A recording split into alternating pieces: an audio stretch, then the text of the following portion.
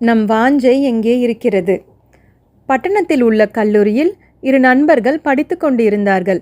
அதில் ஒருவனுக்கு ஒரு குறிப்பிட்ட வெளிநாடு சென்று அங்கு குடியேற விரும்பினான். ஒருவனோ தனது சொந்த ஊருக்கு சென்று அங்கு இருக்க விரும்பினான். சொந்த ஊருக்கு செல்ல நினைத்தவன் அங்கே வேலை, வீடு, குடும்பம் என்று செட்டில் ஆனான். ஆனால் வெளிநாடு செல்ல விரும்பினவனோ அந்த பட்டணத்திலே வாழ்ந்தாலும் அந்த பட்டணத்துக்குரியவனாக அவன் வாழ்க்கை இல்லை. அவன் செல்ல இருந்த நாட்டை குறித்து அவன் சிந்தை, அவன் எண்ணம், அவன் பேச்சு எல்லாம் இருந்தது.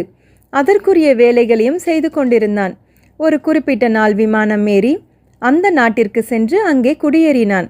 இதை போலவே நாம் இந்த பூமியில் வாழ்ந்தாலும் இந்த பூமி நமக்கு சொந்தமல்ல.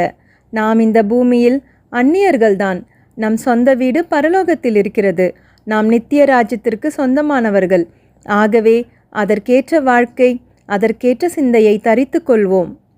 சிந்தனைக்கு பிரியமானவர்களே, அந்நியர்களும் பரதேசிகளுமாய் இருக்கிற நீங்கள் ஆத்மாவுக்கு விரோதமாய் போர் செய்கிற மாம்ச இச்சைகளை விட்டு விலகி, நம்முடைய குடியிருப்போ பரலோகத்தில் இருக்கிறது. அங்கே இருந்து கர்த்தராகியிருக்கிற இயேசு கிறிஸ்து என்னும் இரட்சகர் வர எதிர்பார்த்து கொண்டிருக்கிறோம். பூமியில் உள்ளவைகளை அல்ல, மேலானவைகளையே நாடுங்கள். ஆமேன்.